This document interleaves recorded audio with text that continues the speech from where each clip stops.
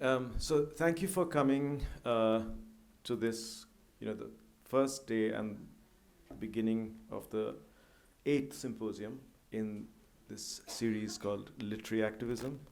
Um, and I'm going to be profound now, but the beginning is also the end of something. In this case, end of, online symposiums and other things. Yes. So the last 2 years were, the symposium happened online. And so this is the first time actually we are back here in this place where we gathered in 2020. And Michelle was here and Shumana was here in common with the participants from now and then.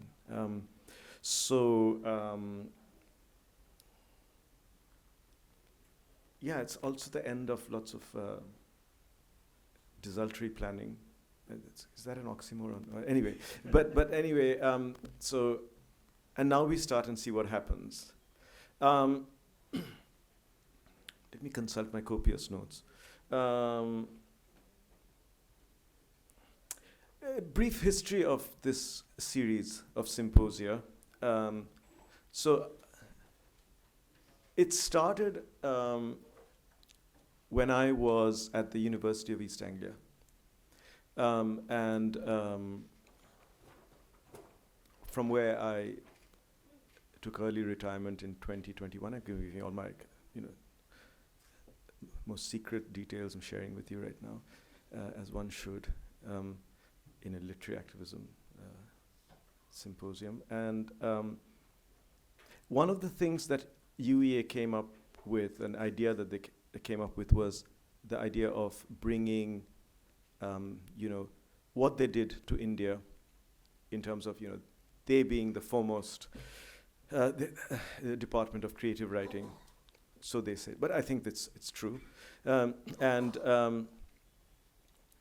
idea that a lot of stuff is happening in South Asia, a lot of strong writing has emerged from there. How can we ignore it? Let's go there, and Amit, will you help? So I set up this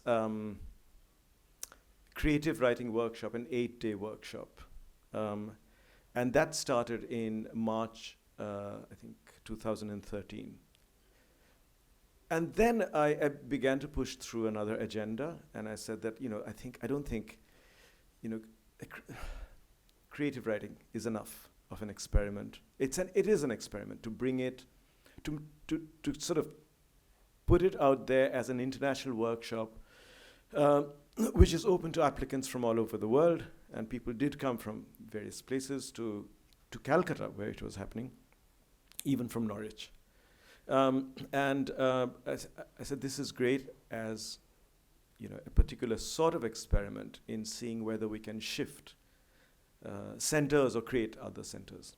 But can we do something else in terms of, the fact that creative writing isn't enough, and writers, despite appearances, also think about writing beyond craft and beyond feedback about craft.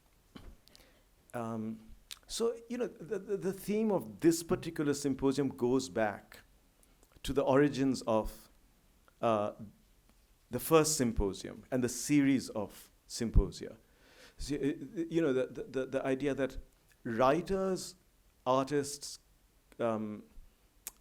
creative artists were not getting a forum to speak about thought processes, not just to do with craft and writing, but the underlying sort of assumptions to do with those ideas, but also where they were today. And in fact, why they were sort of in this position of teaching or giving feedback on craft and writing. I mean, I think writers were thinking about these things, but the book launch or the literary festival wasn't the right kind of forum in which to be self-reflexive. And I think academics also, there were academics who wanted to get out of, purely professionalized academic conferences. The way they were doing that was by going to literary festivals and pretending to be writers, and joining in the kind of celebratory post-globalization air. But some of them may have been felt a bit out of sorts. So this is basically a forum for those who are feeling out of sorts with that particular milieu. And one of the things about the free market and about globalization is you're supposed to be celebratory. It's the first time in history where we don't talk about feeling out of sorts. I mean, now, of course, this is a delicate subject, but we do talk a lot about mental health. But anything we talk about gets us on board, but not being on board is something we don't talk about. Indifference is something we don't talk about, for instance. That's taboo. Just as nostalgia, I mean, anything to do with what happened before globalization is more or less erased unless we see it in the terms of globalization. And to look back in terms of, learning something about ourselves and our history from the era that preceded globalization began to be seen as, I think, what post-structuralists, whom I like, would call nostalgia.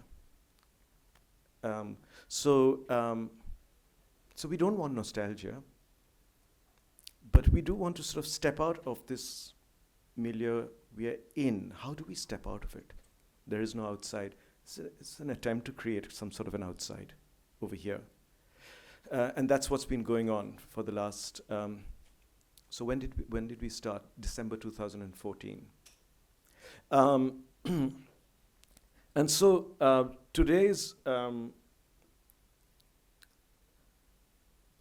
this time's the symposium goes back to the origins of why we started. And the theme, as you know, is the Writer-Critic and literary studies. And it's, as usual, it's not a kind of academic or scholarly take on the subject. It's for all of us, hopefully, a personal take, but without the constraints of that word, personal, and without me having to kind of fall back on cliches about the personal being the political or the historical or whatever, but stepping out of those cliches, looking at the word personal purely in an antithetical way. It's a personal take.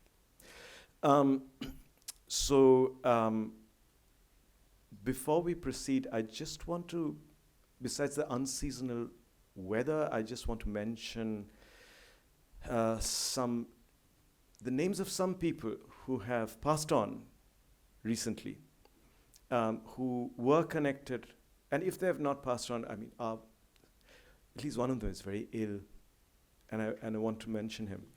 Joe Roberts, the writer, who taught, generously stepped in at the last moment to teach at Ashoka online during the pandemic, is very unwell now. Our thoughts are very much with him. And Patrick French, the historian, I mentioned the 8-day workshop he taught. When I decided to do a workshop in nonfiction, he generously was, he agreed to be my co-tutor. He passed away very unexpectedly because we thought he was getting better. He had been ill for a long time. About 3 weeks ago, I think. So we've been thinking of him, of course. And finally, I want to mention the essayist and novelist, the writer Dubravka Ugresic, to whom we'd like to dedicate this particular symposium. She passed away on the 17th of March. Again, unexpected. I think it was a sudden illness. She again speaks. She was there for the first symposium, the first one that happened in 2014. She was also there when the symposium kind of widened out, and then we, with Ashoka University coming in, we created a website called Literary Activism, and she was there for the launch of that website online. That was the pandemic, the world of the pandemic. And she kind of speaks to and spoke about the peculiarity of what it means to be a writer now. She started writing about this a while ago. One of the essays I like has a section on Joseph Brodsky, the poet and essayist, and Ivana Trump.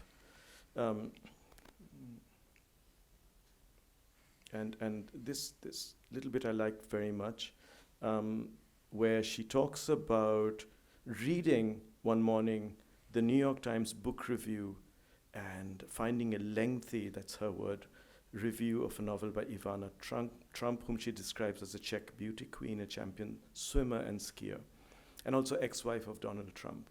And and she notices that the novel gets a very good review. I mean, it's possible that she is very talented in many ways. But Brodsky gets a negative review. Then Dubravka says something which is pertinent for all of us, that it was possible for a champion skier to become a successful writer, but not possible for a writer to become a champion skier. So we were caught in ontologically, in this anachronistic thing. I am a writer. In this age. It's a trap. I mean, we are trapped. We don't know what to do because we can't become anything else. Everybody else can become us. So, so great. We are now going to start with the first talk. Thank you all for being here.